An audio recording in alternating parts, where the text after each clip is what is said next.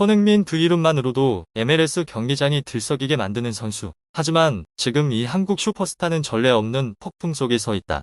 팬들, 언론, 그리고 동료들까지 모두 그를 바라보는 시선이 달라졌다. 놀람과 실망, 그리고 의심이 섞인 눈빛으로 이번 시즌 8경기, MLS 4경기, 페널티 박스 외에서 단 한 골도 기록하지 못했다. 그럼에도 그는 계속 움직이고 어시스트하며 공격을 이끌고 있다. 팬들은 의문을 가지기 시작했다.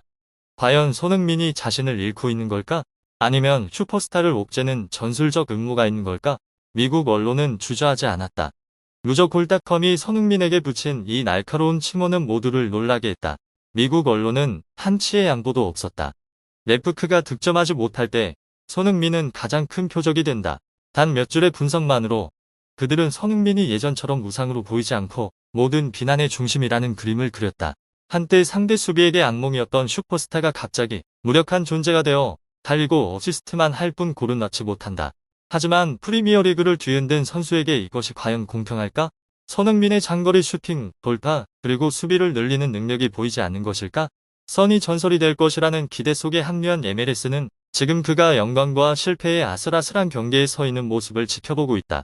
한국 팬들은 매 플레이, 매 볼 터치마다 숨길 수 없는 불안감을 느끼며 지켜본다. 그들의 우상이 정말 낭비되고 있는 걸까? 왜 손흥민은 페널티 박스 안에서 침묵하고 있는가? 그 답은 그의 능력에 있는 것이 아니라 마크 도스 산토스 감독의 전술에 있다. 지난 시즌 핵심 스트라이커였던 그는 이제 득점 위치를 포기하고 볼을 잡고 플레이를 이끌며 동료에게 연결하는 역할을 맡고 있다. 팬들은 그가 경기장을 누비며 공간을 만들고 상대 수비를 끌어내는 모습을 지켜보지만 실제 결과는 기대를 무너뜨린다. 골은 없고 압박은 늘어나며 미국 언론은 이를 계속 물고 늘어진다. 특히 최근 8경기에서 손흥민은 7개의 어시스트를 기록했다. 놀라운 수치지만 언론의 비난을 잠재우기엔 부족하다. 그와 관련된 유일한 골들은 모두 동료가 넣은 것이며 직접적인 득점은 아니었다. 이것이 바로 미국 스포츠 언론이 놓칠 수 없는 금이 간 부분이다. 그들은 충격적인 헤드라인을 쏟아냈다. MLS의 루저, 공격 폭풍 속 침묵하는 손흥민, 한국 슈퍼스타, 팀 전술에 의해 무너지다. 압박감은 점점 쌓이고 있다. 레프크가 득점하지 못할 때마다 언론과 팬들의 시선은 곧바로 손흥민에게 집중된다. 그들은 골 기회를 만들기 위해 손흥민이 상대 수비를 끌어내고 동료에게 공간을 만들어주는 사실을 잊는다. 하지만 직접 득점이 0인 상황에서 그들은 실패만 보고 눈에 보이지 않는 노력은 보지 못한다. 심지어 한국에서도 팬들은 이야기하기 시작했다. 손흥민이 불공정하게 대우받고 있는 걸까? 한때 프리미어리그를 뒤흔들고 상대 수비의 악몽이었던 선수가 이제 미국 언론에 의해 루저라는 꼬리표가 붙었다. 아시아 팬들에게는 엄청난 충격이다. 하지만 손흥민은 결코 쉽게 굴복하는 선수가 아니다. 그는 토트넘에서 압박을 극복했고 전 세계를 놀라게 한 화려한 골들을 보여주었다. 지금 MLS에서 그는 단 한 번의 폭발 몇 경기 득점하지 못했다고 명성이 훼손되지 않는다는 것을 증명할 순간만 있으면 된다. 하지만 질문은 여전히 남는다. 마크 도스 산토스 감독이 정말로 손흥민의 잠재력을 최대한 활용하고 있는가? 아니면 그저 레프크가 적용하는 장기 전술의 도구일 뿐인가? 모든 시선, 모든 기자, 모든 기사 모두 손흥민에게 집중되고 있다. 한 경기, 한 플레이, 한 슛 모든 것이 새로운 헤드라인이 될 수 있고 그가 증명할 기회거나 언론이 계속 공격할 기회가 될 수 있다. 한국의 우상을 둘러싼 폭풍이 형성되고 있으며 수백만 팬의 눈에는 이 이야기가 단순한 축구가 아니다. 이것은 기대, 전술, 명성 사이의 전쟁이며 손흥민은 폭풍의 중심에 서 있다. 한 슈퍼스타, 한 명성, 한 엄청난 압박 이 모든 것이 손흥민이 페널티 박스 외에서 아직 폭발하지 못한 8경기에 모여 있다. 한국 팬들은 기적을 기다리고 미국 언론은 다음 타격을 기다리고 있다. 그리고 야유와 기대 속에서 질문이 울려 퍼진다. 손흥민이 전술, 언론, 그리고 자신의 압박을 극복하고 MLS에서 기억에 남는 시즌을 만들 수 있을까? 손흥민, 아시아 축구의 아이돌에서 MLS의 루저로 단 몇 주 만에 그의 전설적인 이미지는 아무도 예상치 못한 방식으로 뒤틀리고 말았다. 골닷컴은 주저하지 않고 손흥민을 루저 그룹으로 분류했다. 그가 못해서가 아니라 무능해서가 아니라 언론과 팬들이 걸어놓은 너무 큰 기대치를 아직 충족하지 못했기 때문이다. 골 수치가 기대만큼 터지지 않았고 모든 슈퍼스타가 한 번의 터치까지 분석되는 미국 축구 세계에서 아직 득점을 기록하지 못한 것은 그를 비판의 중심으로 만드는 죄가 되었다. 손흥민만이 아니다. MLS에 새로 합류한 제임스 로드리게스도 비슷한 그룹에 속했는데 이는 미국 언론이 기대받는 선수들에게 얼마나 높은 기준을 설정하는지 보여준다. 모든 시선, 모든 헤드라인, 모든 분석은 숫자를 중심으로 돌아간다.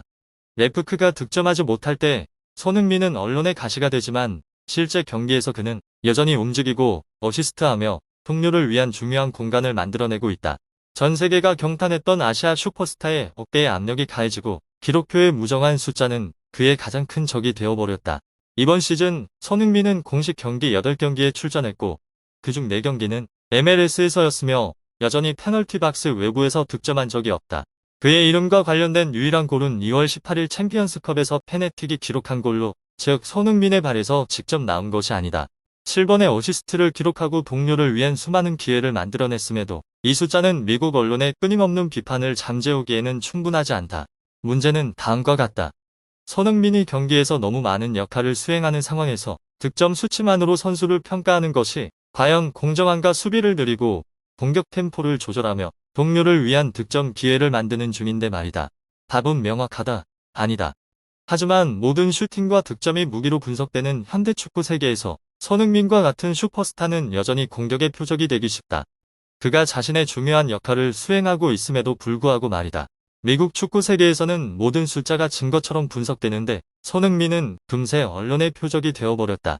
MLS는 단순히 경기를 기록하는 것에 그치지 않고 선수들을 두 가지 극단으로 나눈다. 승자와 패자.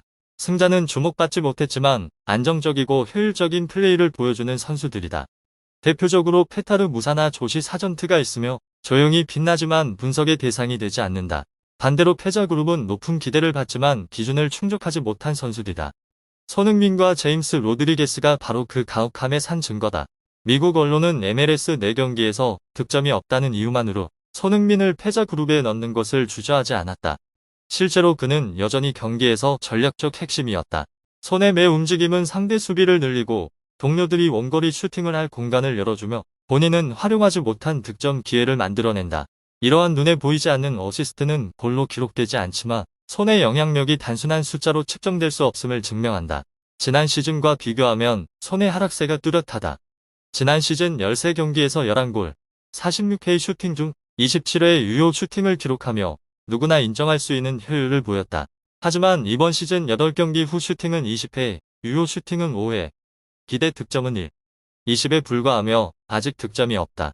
이러한 통계는 손이 가져오는 가치를 모두 반영하지 못하지만 미국 언론이 비판할 이유를 제공한다. 전술적 세부 사항도 일부 설명해준다. 손은 슈팅 능력을 최대한 활용하지 못하고 대신 수비수를 끌어내고 동료를 위한 공간을 만드는 역할을 맡는다. 직접 슈팅하는 경우는 적다. 그의 최고의 기회들은 대부분 경기 후반 상대 수비가 지친 상황에서 발생하며 경기 전반에 걸쳐 고르게 나오지 않는다. 이것은 아이러니하다. 유럽 수준의 슈퍼스타가 전술을 위해 공격 역할을 희생해야 하며 득점 효율은 크게 떨어지지만 팀 전체의 중요한 전략적 영향력을 유지한다. 손흥민은 두 세계 사이에 서 있다. 언론의 과도한 기대와 경기에서의 실제 전술적 역할, 이로 인해 매 경기가 긴장감 넘치는 두뇌 싸움이 된다. 그는 슈퍼스타이면서 동시에 미국 언론에게는 가시다. 레프크에서 마크 도스 산토스는 손흥민의 역할을 완전히 새롭게 그려 전문가와 팬들을 모두 놀라게 했다. 손은 이제 골을 책임지는 최전방 공격수가 아니라 공격형 미드필더이자 라인 간 연결고리 역할을 맡아 상대 수비를 끌어늘리고 동료들이 슈팅할 공간을 만들어주는 역할을 하며 직접 위협적인 슈팅을 시도하지 않는다. 이는 전술적 변화로 매우 갑작스럽고 위험한 시도다. 지난 시즌과 비교하면 손은 공격의 중심이자 득점을 직접 책임지고 경기 흐름을 이끌던 선수였다. 하지만 손만 영향을 받은 것이 아니다. 함께 뛰는 동료 부안과도 비슷한 상황에 처해 있다.